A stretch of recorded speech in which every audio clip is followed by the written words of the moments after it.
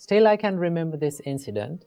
When I was little, when I was at school, one of my teachers came to our noisy classroom and she asked from us, "Do you know why you have given 2 ears and 1 mouth?" Then she said, "The reason why we have given 2 ears and 1 mouth is to talk less and to listen more." Ladies and gentlemen, when we deal with people in our relationship life, in your family life, in your workspace, if you have this quality of active listening, that can help you in many ways. This quality can help you in many ways. Okay? Now, so many people come to our temple and they talk with the monks with their problems and about their family problems, the problems in the workspace. And there's one thing that they all say, and that is, they say, they are not listening to me. They are not willing to pay attention to me. They cannot understand me. That is one thing that they say. So, if you have the art of active listening, if you practice the art of active listening, you will be liked by many people, right? People always like to talk with someone who is paying more attention to them, right? If you consider about the Buddha, Buddha was a great listener. At one time, one man comes up to the Buddha and he starts insulting him, right? He starts blaming him. All through that incident, the only thing that Buddha did was he listened to that person, right? He paid a good attention to that person. And in another time, one lady comes with her son died on her hand.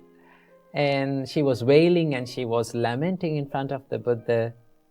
And the only thing that he did was, the Buddha did was, he paid attention to that lady's suffering, right? He listened to that lady's suffering. So, if you can practice this art of active listening, if you can listen more and talk less, people will start to like you. Remember that. For an example, if you come up to me, right? If you wanted to talk about a problem that you are having in your life, and from the beginning of the conversation, if I started to give you instructions and give you the advice and my opinions about that problem, what would you feel? You will start to think like, this monk cannot understand me. He's not willing to pay attention to me. He's not willing to listen to me. So, practice this art of active listening. So how can we practice the listening? Well, the Buddha said that all the words that we speak from our mouth is pre-processed in our mind. That means we think first all these words and then we put it into our mouth and we speak. So if we can be mindful about what we think, what is going on in our mind, then it is very easy to control what you speak. And then it is very easy to know when to speak and when not to speak. So this practice is called, being mindful about the thoughts is called Chittanupassana in Buddhism, right? For that, the only thing that we have to do is like just sit in a quiet place and just watch our thoughts, what comes to our mind. We don't want to react with that thought. We don't want to chase behind that thought. Just identify the thought as just a thought. That is one practice that you can practice to be a good listener. And also, there's another way to practice this listening ability is to engage in conversations and try to listen more to that person. So, in the next conversation that you're having, try this out. Go to someone and if they wanted to talk with you, just from the beginning of the conversation, tell it to yourself that I'm going to listen to this person more. I'm going to pay attention to this person more. That is one way of paying and showing your love and affection to the person that is in front of you, right? That is why lending a good ear And listening to someone and sharing their suffering or problems with them is one way of showing your compassion and love towards them. Okay? So in the next conversation, when you go through that, just listen more to them. Let them put out what is in their mind. And when they go silent, and then you have to ask some more questions. Tell me, how did you do that? Right? How it happened? Right? Tell me more about the details that happened. Then they will be more interested in talking with you, and they will start to like you and love you. When you practice this, then you will get used to this active listening. Okay? And also remember, do not listen to someone just to reply to them or just to give your opinion to them. Always listen to people to understand about their situation, to understand who the person behind these words, and to understand the intention behind these words. When you do that, then you will become an active and a good listener, and then you will be liked by many people. So that is all about the active listening. Be mindful about your thoughts and listen more than you talk. Keep that in your mind. No matter how good we are, no matter how talented we are, there are certain times in life we are going to make mistakes. We are going to mess things up in life.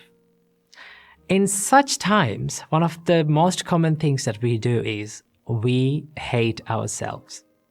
And this self-hatred can end up in serious situations like suicide. See how many times we say, I love you to someone. How often we say? We say it often, right? But how often we say, I love myself. I appreciate who I am. This is something that we don't do openly. See, in Buddhist practice, the first step of spreading love and kindness is to practice love and kindness or spread love and kindness to yourself. So the Buddha saw that without being filled with self-love and self-kindness, you cannot be kind to someone else. So that is why we have to learn how to be kind and how to love ourselves without hating ourselves. So from this video, I'm going to be sharing with you a few things that we have to understand and we have to practice to stop hating ourselves and to start appreciating and loving our life. Number 1, do not believe in labels. See, there are lots of labels that we have put on ourselves. For an example, your name. Your name is a label that was given by maybe your parents, and everyone start to call from that name, and it became your personality. It became who you are. Okay? Same like that, we are so good at labeling ourselves with our imperfections, with our mistakes, or with our incapabilities. But here's the thing, the more we label ourselves with our incapabilities, for an example, people say to themselves like, I am a person who is being angry all the time. Okay, I'm a person who has having a weak mindset. I'm a person who is lazy all the time. Okay, I don't have any friends. I'm not getting in with friends. Okay, I cannot be with these people. So the more you label like that yourself, it becomes your personality. And that is why we should not believe in the labels that we put on ourselves. Why?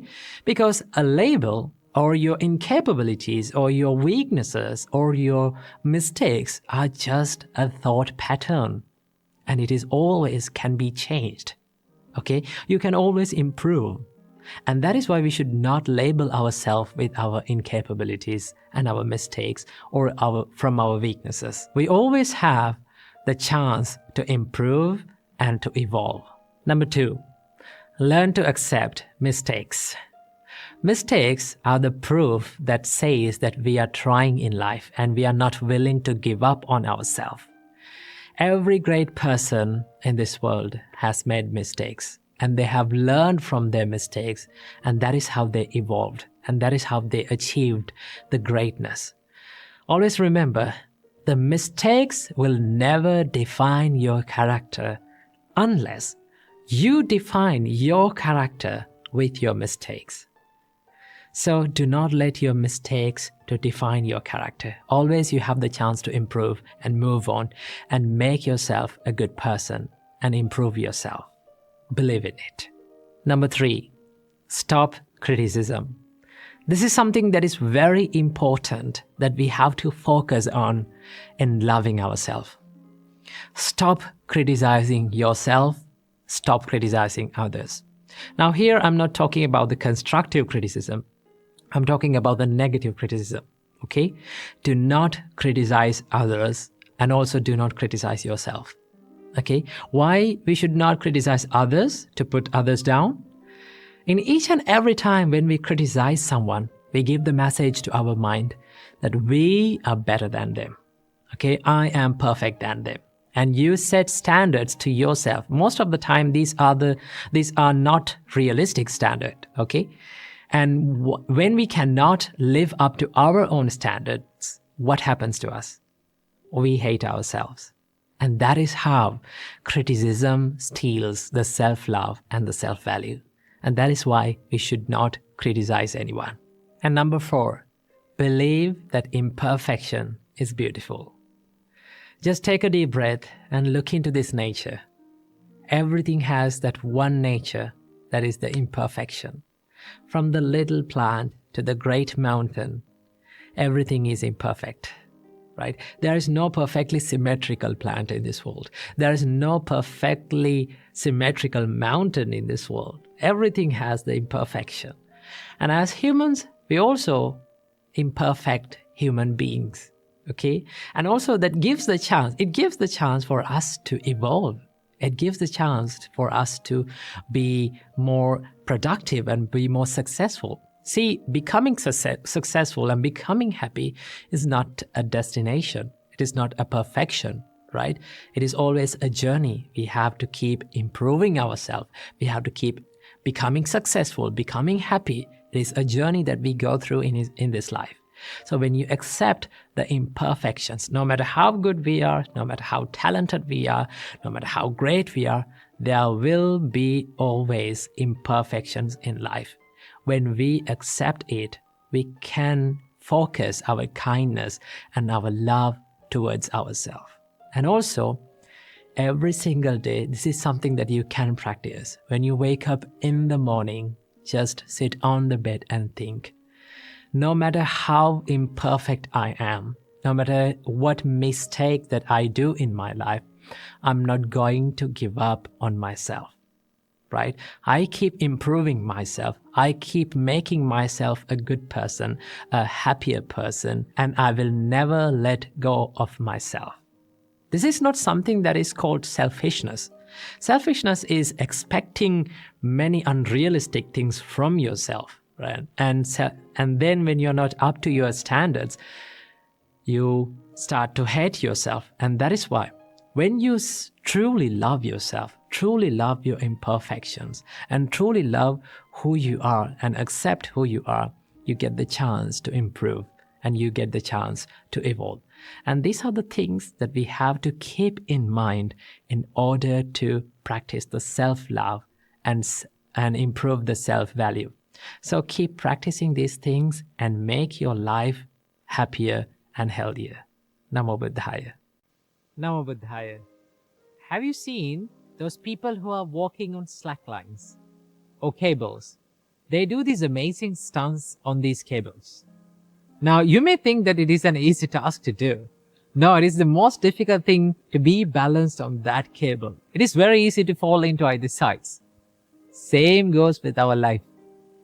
It's the most difficult thing for us to be balanced, to balance our inner self and the outer self, right? So from this video, I would like to talk with you about an important place, an important area of us to be balanced, right? This is the area of we helping others. I read this wonderful quote. That is the reason that I wanted to make this video. I read this wonderful quote in a place that says, to not lose yourself in the name of helping others, right? That is amazing, right? For an example, let's say there is an empty jar or an empty vessel, right? Can you fill other cups with this empty jar? No, you can't. If you need to fill other cups, then you need to fill the jar first. In the same way, the Buddha says that you need to fill yourself, you need to take care of yourself, right? You need to improve yourself in order to help others, right? But it is very easy for us to be it in an extreme. Let's say, if you're someone who is committing the fullest in yourself on the happiness of others, on the benefit of others, on the betterment of others, right? If you are a parent, if you are someone, if you in your relationships, let's say you are committing your fullest self to maintain this relationship and to help others and to make others happy, right? This can be an extreme. This can go to an extreme where you lose your character, you lose your identity, and you lose who you are in the name of helping that person, right? From the other person's perspective, it is a good thing to do. It's a great help for that person. But when you're too much helping others without taking care of yourself, when you forget to take care of yourself, there are certain downsides that occurs in your life. One of them being, the more you help without improving yourself, you reduce the quality of your help, right? You reduce the amount, the productivity of help that you're going to give to that person, right? Now, with the time when the quality reduces, that person is not getting what they got before. And they will complain, why you are not giving me? Why you are not committing your fullest self for this? But in reality, you're doing it while losing who you are. Okay? So that is why the Buddha said it is really important to balance that, to be in balance when you help others. So the Buddha gave a wonderful simile or a metaphor to understand about this. Buddha said, be like a cow, a mother cow who has a baby calf. What do you mean by that? That means, the Buddha said, there are two jobs for a mother cow to do. One is that she should graze. She should first feed herself. Okay? She should eat grass and graze and feed herself. And also the other job is to take care of the baby calf. She should give milk to the baby calf, right?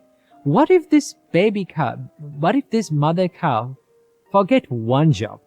Okay, one of these jobs. Let's say the mother wanted to only to graze and feed herself and not take care of the baby. What happened? The baby calf will die eventually. What if the mother only gave milk, only be focused on giving milk to the baby calf? Then the baby calf will survive, but mother will die eventually, right? So in the same way, the Buddha said, for monks, as monks, we live and we are committed to a spiritual life, right? That is the sole purpose of entering a monkhood, to live a spiritual life, to be more focused on the spirituality. Now, when you do that, it doesn't mean you don't help others. You don't help and you don't work on others' happiness, right? But when you do that, okay, one part of our monkshood is to help other people with Dhamma, with Buddha's teachings, and helping with doing charity and doing helping them with emotionally, right? When you do that, there is this part, we forget our main idea. We forget our main goal, why we came to this monkhood. And our jobs go in the other way, okay? Sometimes it's very easy for us to be engaged in charity, to help other people, and be there for other people when they need. But when you do that, sometimes we forget to improve ourselves. So the Buddha said, it is the monk's duty to maintain this balance in the spiritual life while doing all the works and the chores and the duties in the monastery, right? While helping other monks and helping to the monastery, he must take care of his spiritual practice as well. He must be balanced in that as well. So to do that, you have to be like a mother cow who is feeding her baby and taking care of her as well. So keep it in your mind that yes, you need to help other people. It is very good to help other people. And if you need to give your fullest self, If you need to make others happy that will make you happy, what do you have to do? First, we need to improve ourselves. Okay? So that is why it is really important to have some time during the day to take care of yourself. I like to call this me time. I have this me time every single day. No matter what duties that I have, I spend time for myself. Learning something, maybe practicing something to myself, to my benefit, so that I can help you people and people around the world in a more good way, in a greater way. Okay? So it is really important for all of us to balance this help to others and also help to ourselves. So I wish that you got some idea about this balance in life. So I wish may all of you be healthy, happy, and free from sufferings. Namo Buddhaya. Namo Buddhaya. Welcome to another video. In today's video, let's talk about relationships. And I'm going to be sharing with you 6 principles taught by the Buddha on having a healthy and happy relationship. Well, maintaining a healthy relationship, maintaining a happy relationship or long-lasting relationship is a bit challenging. Why? Because we have different personalities. We are different from one to another, right? But we lose this ability to understand about this situation, this reality. What is the reality? The difference between each other. Sometimes we ask from the people, or we ask from our partners, why can't you think like me? Why can't you be like me? Why can't you act like me or behave like me? This is where we make many problems in relationships. But if we can realize the difference between one another, or if we can realize this reality, what is that? We are different from each other. Then we can get the power of understanding. There's one important quality that we must practice in any kind of relationship, and that is the understanding. Right? Understand others' situations. Understand why they are acting like that, why they are behaving like that. So, our great teacher Supreme Buddha taught there are 6 principles to practice. These are the practices, actually. If you practice these 6 principles in any kind of relationship, your relationship will be much more happy and healthy. Okay, so without any further ado, let's get into these principles, and I'm going to explain one by one in turn. First of all, the Buddha said, you need to practice these principles when that person, the person or our partner or our companion or the people who we are relating to, when that person with us or in front of us, and also in the times where that person is not with us. That means both privately and publicly we have to practice and maintain these principles in our life. And also, these principles was taught by the Buddha to monks actually, because as monks, we live as a community.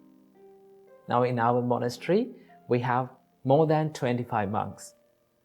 So when you analyze their personalities, they all are different. They all have different ways of lifestyles. So when we are interacting, there may be some problems. There may be some crashes. But if you practice these qualities, if we practice these qualities, there will be less problems. There will be less disagreements. So that is why Buddha taught us these principles. So this was originally preached by the Buddha to the monks actually. And also, you can apply these principles to your life also. So let's get into the first principle. Buddha said, you need to treat your spiritual companions, regarding to monks actually. Buddha said, you need to treat your companions with physical kindness, bodily kindness. What do you mean by bodily kindness? There are certain things that we can do from our body in order to show our kindness or show our compassion towards that person. It may not be big things like spending money on big things and buying big things to the person, but also there are many things that we can do. There are little things that we can do for that person to create happiness on that person's mind. And also we can give that, by doing these things, we can give that idea that we value your life, that I value your being with me. So Buddha said, do the acts of loving kindness from your body. Maybe like helping in his career, maybe like helping in his household activities. If you take an example, like in a husband and wife relationship, you can share the things that you are doing in the life. We can help each other. That is one way of showing love and kindness to that person. And also we can show in many ways our love and kindness to these people. When you act from your body with love and kindness, that creates the mutuality between people. So the first principle is to treat people with physical kindness. Then Buddha said, as the second principle, treat the companions with verbal kindness. You can speak nice and kind and heartwarming words to them to create the happiness and create the pleasure in their mind. Each and every one of us likes to listen to pleasant words, right? We all surrender in front of the kindness, kind words, kind actions. So the first and second thing is to treat them with physical kindness and also with verbal kindness. And as the third principle, Buddha said, this is the most important principle, and that is, treat your companions with mental kindness. This is the important one. Why is that? Because if you generate these kind thoughts towards the people around you, in your mind, your thoughts become your actions. Then your actions will be more kind. Your thoughts become your words, then your words will become more kind. So as the third principle, Buddha taught us, treat your companion with mental kindness. Okay? So when you treat your companion with mental kindness, that means you are spreading this rays and this power of kindness towards them when that person is in front of us, and also in the times where he or she is not with us. We have to do it in the same way. That is the third one. And also as the fourth principle, Buddha said, you have to share without reservation. For the monks, Buddha said, if you get any kind of food or any something good to your life, you have to share that thing with your spiritual companions. Now we monks, when we get some food, we always try to share with our monks. So you can adopt that to your life. Whatever the things that you get, maybe like you had something very delicious food when you're working in a long distance place. And when you come home, or when you come to your partner, or when you come to that person, you can say, hey, I had this food, I had this delicious food. I need you to have that. That means you're sharing it. When you share without reservation, it creates the peacefulness and it strengthens the relationships. So sharing is one of the most key and important ingredients in relationships. And as the fifth principle, Buddha said, you have to be virtuous. What do you mean by virtuous? Now, in Buddhism, as normal people, in Buddhism, we practice 5 precepts.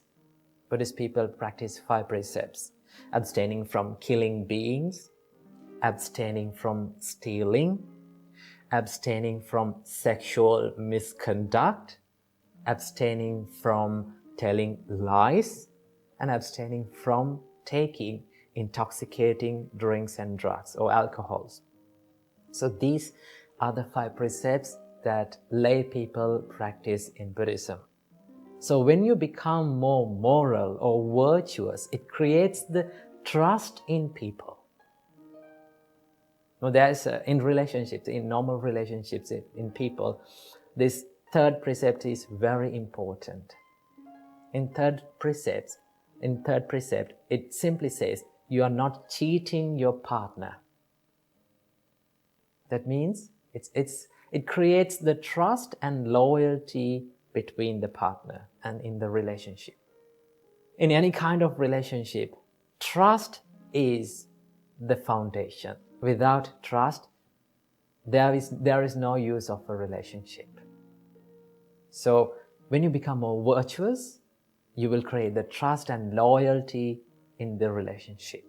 And as the 6th and the final principle, Buddha taught us, you have to have a common view in any kind of relationship.